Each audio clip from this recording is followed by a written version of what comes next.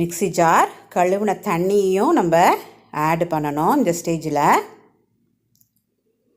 நல்லா ஒரு கலந்து விட்டுட்டு இந்த தண்ணியையும் நம்ம ஆட் பண்ணணும். ஸோ இது நல்லா ஒரு கொதி வந்து ஒரு 5 மினிட்ஸ் நல்லா இது பொங்கி வரணும். அந்த ஸ்டேஜில் நம்ம கொத்தமல்லி தலைகளை உள்ளே போட்டுட்டு 5 மினிட்ஸ் நல்லா ஒரு கொதி வரணும். சிம்லேயே வச்சு கொதி வர்ற மாதிரி பார்த்துக்காங்க. ஸோ 5 மினிட்ஸ் ஆயிடுச்சு. நல்ல எண்ணெயெல்லாம் நல்லா பிரிஞ்சு வந்திருக்கு பாருங்கள். ஸோ இந்த ஸ்டேஜில் தான் நம்ம கேஸ் அடுப்பை நிறுத்திடணும். ஸோ நல்லா வந்திருக்கு பாருங்கள். இதை இன்னொரு இதில் டிஸ்ப்ளே பண்ணி காட்டுறேன்.